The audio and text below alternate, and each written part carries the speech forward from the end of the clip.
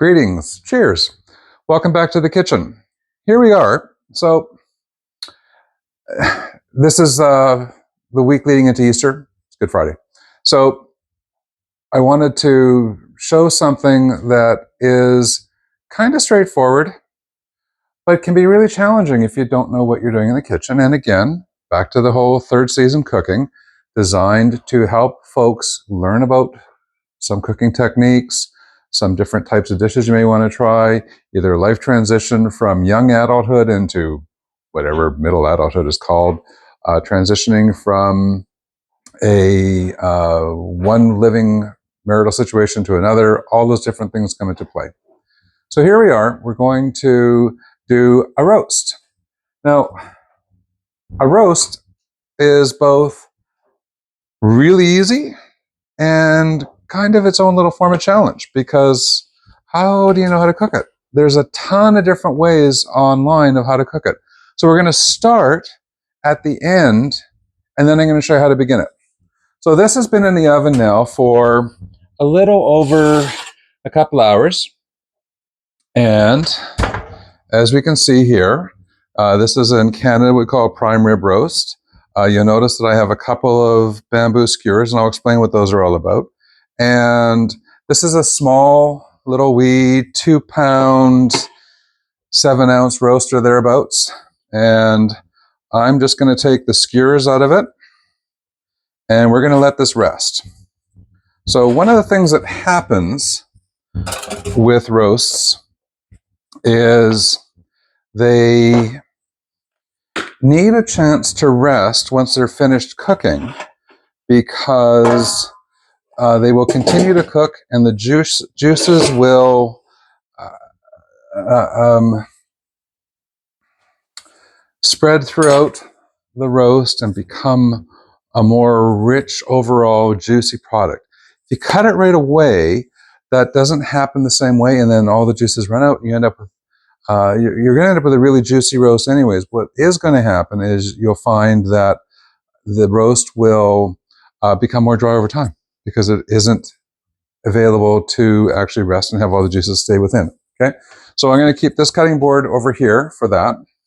This is the second roast. So this is a little wee 2.2 pound roast, so 1.1 kilos. And this is going to, and the way I roasts, I learned from one of the chefs at the college that I used to work at, and his way of explaining it to me was simple: low and slow. So I cook my roast, so you probably can't see this, at 225 and an hour a pound, give or take a little bit. So you can do a little bit less roasting temperature, a little less roasting time, a little bit more. Generally speaking, I find that my roasts turn out about medium rare to medium. We'll find out when I cut this one. It's been in the roasting oven for just about probably 2 hours, 45 minutes, which might be just a little bit too long for the 2.7 pound roast. We'll find out when we find out. The great thing about it, though, is that they are almost always really moist and tender and yummy. Okay? The reason I'm doing it this way, sort of starting at the end and then going back to the beginning, is it gives it that chance to rest. Okay? So what I tend to do when I'm looking at a roast is I want to start off by having the roast, and we're going to open it. And this has been out of the fridge now for about half an hour, 40 minutes, thereabouts. So it gets up to temperature a little bit. And again, this is an old school way of doing it. So this is out of Rombauer Becker, which are the two women behind The Joy of Cooking. So one of the original Bibles of how to cook stuff. And I highly recommend picking up a copy. I've had one for, I bet you coming up on 40 years would not be an outlandish guesstimate of time. And you know, over the years, the decades, some things just sort of make sense to do, like giving your roast a bit of a rinse right off the hop. And I have no idea what it does, other than maybe just cleaning it up a little bit and getting rid of some of the schmoo from packaging, etc. But it does seem to work. Okay. Now, prime rib roast often comes with a bone. There it is. Bones and roasts give them a little bit more flavor. You can see that this one has lovely marbling. So we've got this nice big fat cap on top over there. Prime rib roasts in Canada range anywhere from a low pre-pandemic of $7-8 a pound. Post-pandemic, really, you're looking at $8-9 a pound, $10 on sale, super duper sale. This is a super sale at $10 a pound. I've also seen this week prime ribs going for $13, $14, $15 a pound, and I guarantee you can find them more expensive than that. The traditional or a classic way of putting a roast in a pan is to use it on a rack. I find with any roast, particularly a smaller roast, I tend to like doing something a little bit different. I tend to like putting roasts on carrots, or in this case, a piece of parsnip and celery. So I use vegetables as my way of putting it on a rack. Now, what I'm going to do is put the roast vertical in the pan like this, and then I'm going to fit underneath that the carrots and parsnip, and just sort of give them a chance to add a little bit of aromatics to the roasting process. And again, because these are slightly smaller, what I do is I take bamboo skewers, the kind that you use in the summer for making shish kebabs and that on the barbecue, and I put one in on one side against the pan, and then I'm going to, because this is kind of tilty, I'm going to put two in. And you just try to figure out how to most likely balance this roast in here so that it stays standing up as well as can be asked for or expected. Use the carrots and parsnips as wedges. I'm going to reposition this. And there we go. It's now sitting nicely in the pan. Okay. For seasoning, very often what is done with roast is simple seasoning, salt, pepper, etc. I use a Montreal spice mix, and that's just from Costco that I get this. And basically just, put some into your hand, rub it on top. So probably in this range, I just spilled a bit too much. A little bit more than I wanted, but that's okay. We'll just throw whatever we don't use. And then you're going to end up with some left in the pan. And what I would suggest you do is grab some of that from the bottom of the pan and then spread that around the sides. If you want, move the carrots around, put the roast into the pan. You can probably hear me jumbling into the pan. And all this does is just put a little bit of seasoning on the outside of the roast so that when it's cooking up, it then has the chance to really end up with a nice bark. So if you go back to the roast that I pulled out of the oven a few minutes ago, you'll possibly recall that it had a really nice chunk on it, and then I'll put more on it and again shortly. And I'm going to get a third bamboo skewer. Actually, I'll just use the one that I pulled out of the roast when I pulled it out of the oven, just to make sure that we've got some good structure so it doesn't fall over. Okay. This is now ready to go into the oven. That's it. That's getting a roast ready. The beautiful thing about that is that from this, beautiful flavors develop. It roasts really slowly, easily, catching up all the good stuff. Okay, so this is now going to go into the oven. It's a 1.1 kilo roast to 2.3, 2.4 pounds. So we're looking at about 2 hours and 20 minutes or so. Currently 4:34. So by about 6 o'clock, this will be ready for dinner. if you didn't have one pre-made, which we already have. Now, to that, let's say we want to make a gravy. So I'm a big fan of this trio mix from Costco. It is easy, yummy, straightforward. And the beautiful thing about it is that it's actually vegetarian. So it's a brown gravy, and somebody told me the base flavor is actually mushroom, not beef. I don't know how that works, but nevertheless, that's what it seems to be. And it is quite a lovely bit of gravy. So I'm going to add a couple extra things to it. I'm going to grab a mushroom out of the refrigerator, and I'm going to grab a little dehydrated onion. I have an onion on the counter that you could chop up if you wanted to, but I'm just going to do this nice and easy. So a little bit of dehydrated onion. I'm going to pop the top off of this and put in half a teaspoon to a teaspoon of onion, dehydrated onion, something about like that.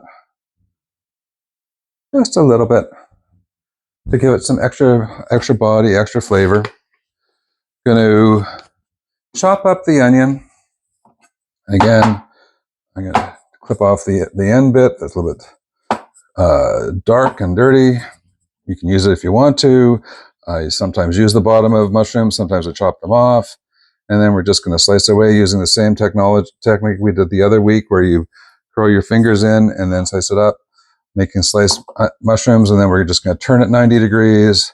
And we're going to cut this up a little bit more finely, just so we can see what's happening here. And we're going to grab my handy dandy little mirror device, different mirror device. And then you can see that you end up with a little pile of mushrooms. Yay. Not that it's like, anything special. It's just a pile of mushrooms. We're going to add that to the water. Now, the interesting thing with this particular gravy mix is that the instructions say not to let it boil, just to get really hot. So we're going to keep an eye on it. The other thing we're going to do just before we start slicing up the roast is you want to make sure your knife is as sharp as possible, just because it makes it that much easier to do.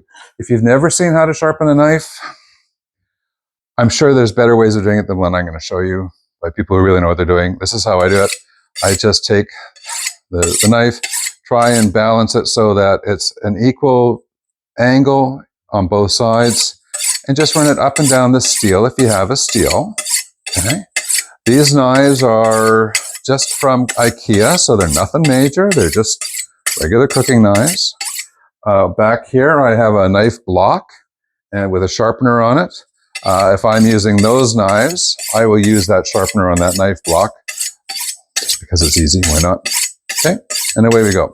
Okay, so a few strokes of this, and what's going to happen? It just it just adds a bit of a sharpness to your knife, making it that much easier to slice through your meat.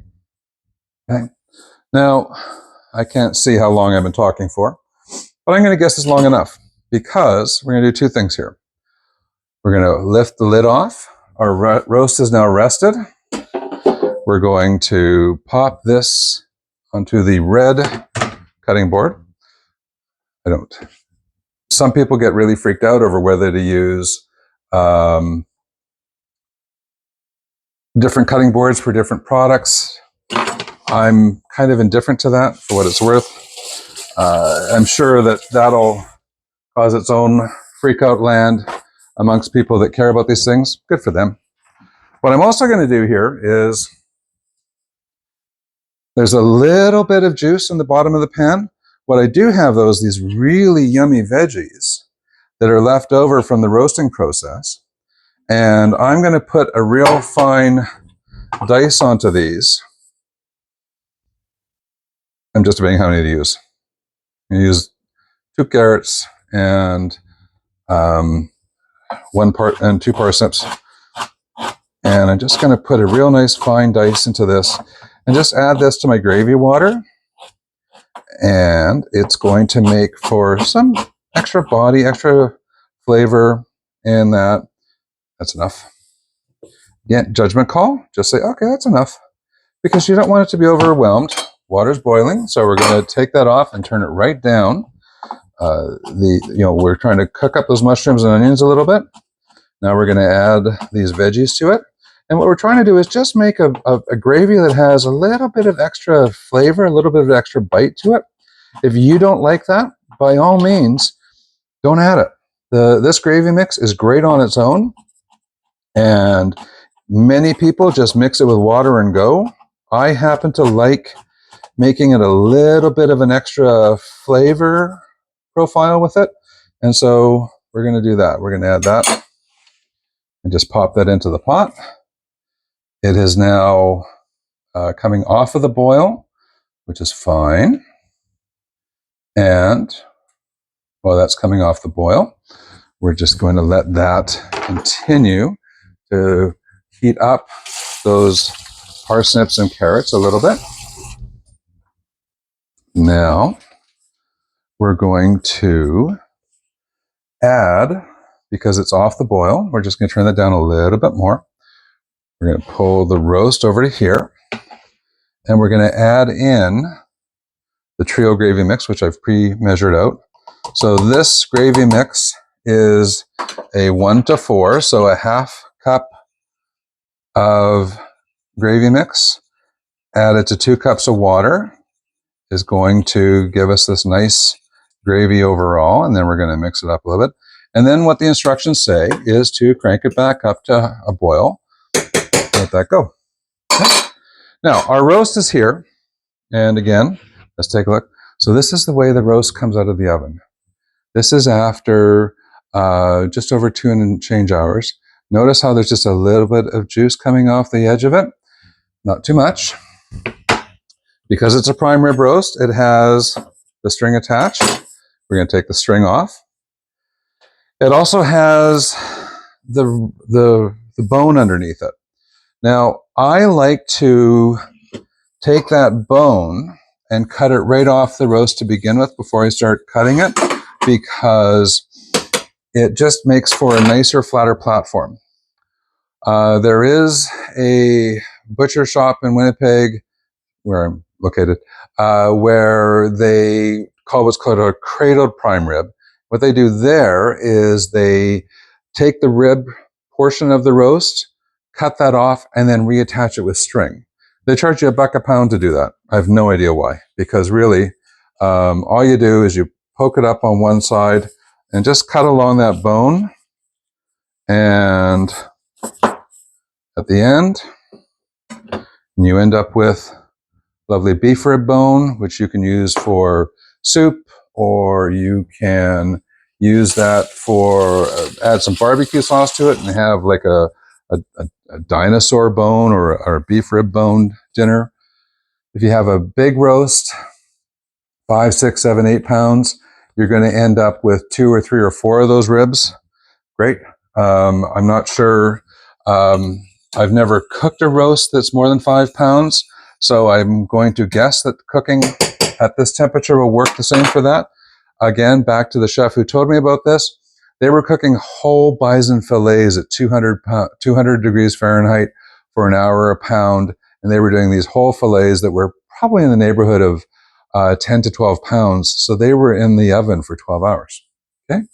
Now, when it comes to prime rib, this is probably anathema to what a lot of people think, but it works for me. I'm just going to cut this back part off, because even though that's really lovely and all that good juice, and it makes for that really nice, if you've ever ordered prime rib in a restaurant, you get that lovely full piece of meat. For home, I just like to slice it off a bit. We're going to turn this slightly so we can see it. By the way, the gravy is now coming up to a nice color and texture, just to see it here. And so what we want to do is turn that down and just leave it on the pot, on the stove, and just bubble away. And Now we're going to see what's happened to this roast. Okay, so prime rib is to cut it against the grain, means you make vertical cuts along it this way. And so I tend to make slightly thin slices. I like a thin sliced prime rib. And this is probably cooked to about medium. So maybe a little bit more than I want it to. But it is going to be super tender. And you can see, if I'm going to bring this towards the camera shortly, you can see where the fat cap now is going to be taken off. So again, all that lovely extra seasoning is on there. And make a couple more slices. And there we go. Okay. So I'm going to spread these out a little bit so you can see. Now, there we go. Quick rinse of the knife.